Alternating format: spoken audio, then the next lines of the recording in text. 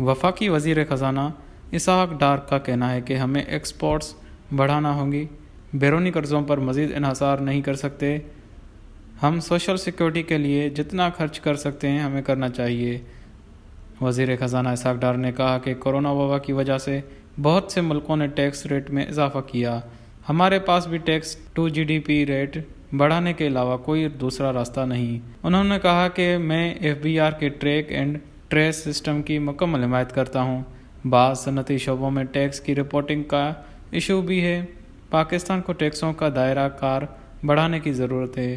5 سال قبل ہم کہاں تھے اور اب کہاں ہیں؟ اسحاق ڈار کا کہنا ہے کہ گزشتہ 4 سالوں میں اکنامک مینجمنٹ مکمل طور پر ناکام رہی۔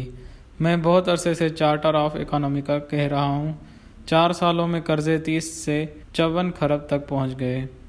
دنیا کے متعدد بڑے ممالک کا قرض to G D P Pakistan سے کہیں زیادہ ہے۔ وزیر خزانہ نے کہا کہ کیا امریکہ، جاپان، برطانیہ میں کہا جاتا ہے کہ ان کا ملک قرضوں کی دلدل میں پھنس گیا؟ پاکستان کو بھی معیشت کو سیاست سے الگ کرنا ہوگا۔ کیا بنگلہ دیش سمیت دیگر ممالک کرنسی مارکیٹ میں مداخلت نہیں کر رہے؟ پاکستان کی حکومت کو بھی مارکیٹ میں مداخلت کرنا پڑتی ہے۔ مسلم لیگ نون کے رہنما کا کہنا ہے کہ اسمگلرز اور ہنڈی مافیا نے ملکی معیشت کو یرغمال بنایا ہوا ہے۔ اسمگلنگ کے خلاف حکومت نے آپریشن شروع کیا ہوا ہے۔ ہم اپنے اخراجات کو کنٹرول نہیں کر سکے، جس کی وجہ سے قرض لینے پڑے۔